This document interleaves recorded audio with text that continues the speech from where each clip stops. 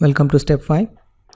In the step 4, previously we learned how to log in into WordPress from the hosting dashboard.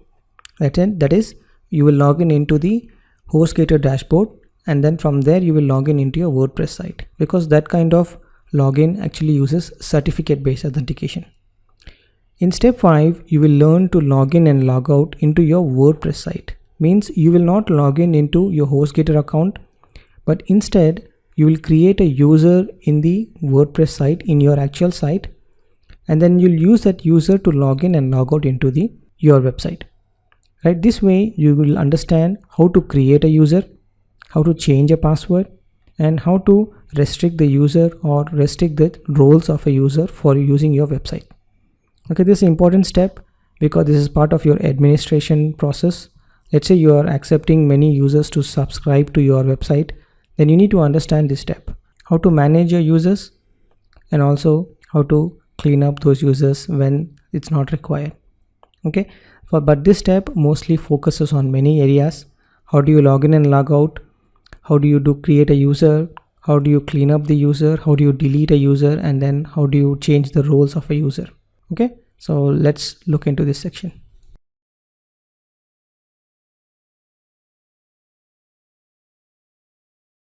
Okay, so let's understand how do you log in and log out of WordPress. For that, we will do a couple of things.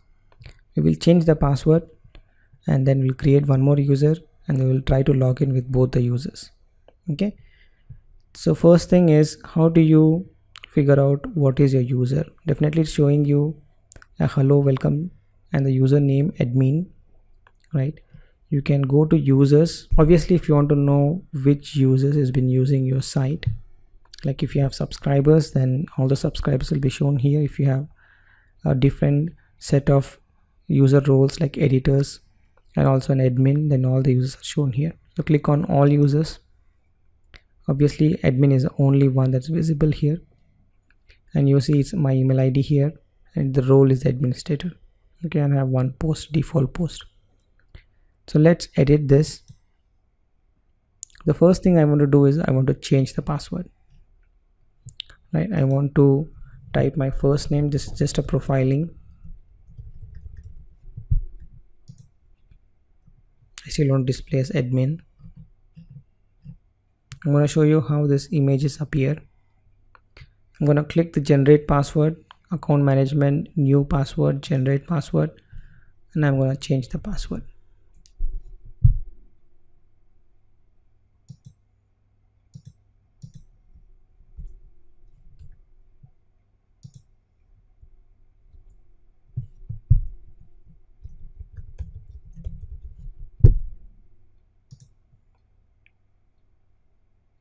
Okay, so that's the first step.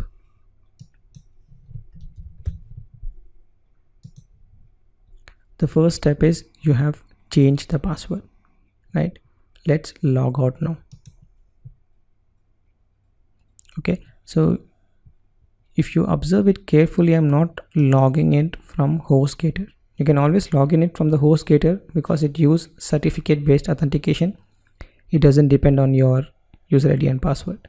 So in case you forget anything, it's not able to log in, you can always choose this option. But now, as we have changed our password, we know what is the new password, right? And then you can directly log in into your website without even logging into your HostGator. That's what we're going to see. So if you're on your website, let's see how your website looks like. This is your website.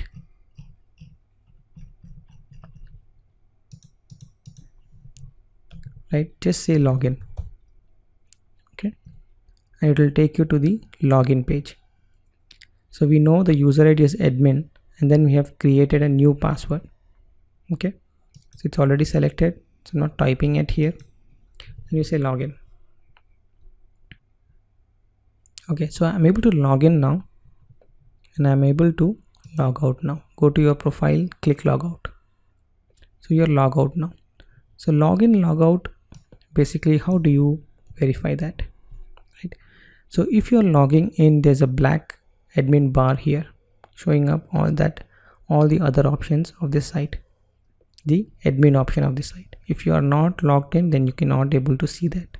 that one way to say whether you are logged in or not. So okay, let's try that.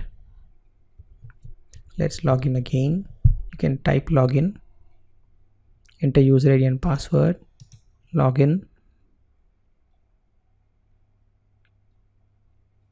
Okay, so this is WordPress dashboard. Let's visit the site. You hover it to the home image and say visit the site. You see the red ribbon here. The top bar will remain, showing you that you have logged in into this site. And then you have different options here. So let's log out again.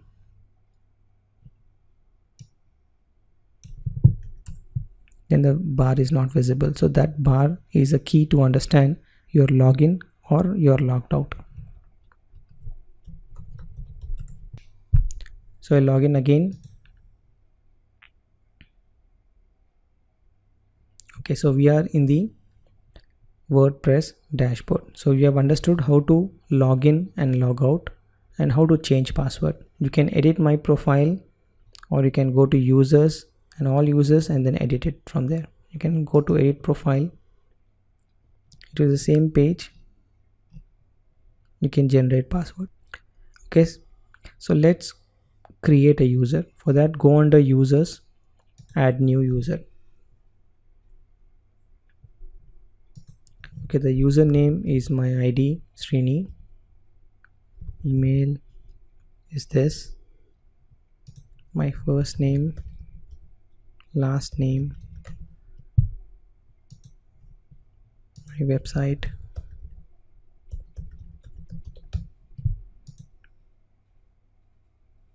You can send an email just to verify whether I receive an email or not.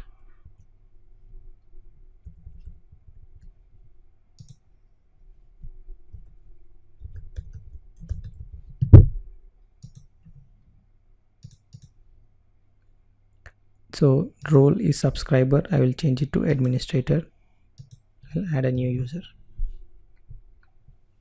Okay, so I have two users, admin and Srini. The purpose I typically have this is basically when I write a blog, okay, it shows the author of the blog, and I don't want the author to be admin. Doesn't look good, because admin is just an administrator managing the website and installing the update, deleting the plugin, updating the plugin. He doesn't write a blog, right? He's an admin. But when I add another user called Srini, this is a person who basically deliver the content. So he's a person who's responsible to manage the content on the site. Okay, so that's the reason I have two user IDs. One is for admin, for administrative purpose, and another is for Srini for writing the blogs and also creating some contents here. So let's log out now.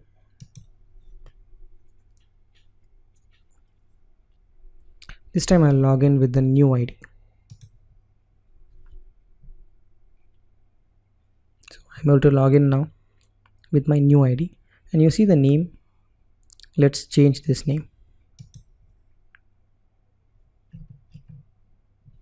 Okay, you go display name as publicly as I want to show as Srini. You can change the nickname. It will change it here, and I want everyone to see the short name. And you can click on update profile. It's updated, and you see it's a short name, nice and cute short name. Okay, so next we'll understand everything, all the options here, how to change this, how to change the appearance, how to work with the tools, the settings, Google Analytics, everything is all here. Okay, we will work on all these options later, but for now, for your exercise, try to log in and log out from your site. That's the first thing you need to learn, not from your customer portal dashboard. You should now start forgetting this. You should rarely log in into a customer portal. From now onwards, we will log in into our site directly, and we will not be using any of these features as of now. We will be working on understanding and building our website first. Okay, so previously, if you remember, when you click your website, you were going to GoDaddy. Let's try to refresh this. Now it goes to your home page, a website, right? And the black bar here, the admin bar, which is indicating that you have been logged in. Okay, So if I copy this URL and I just check from different browser window, and you see the black bar is visible, indicating that I have not logged into the site.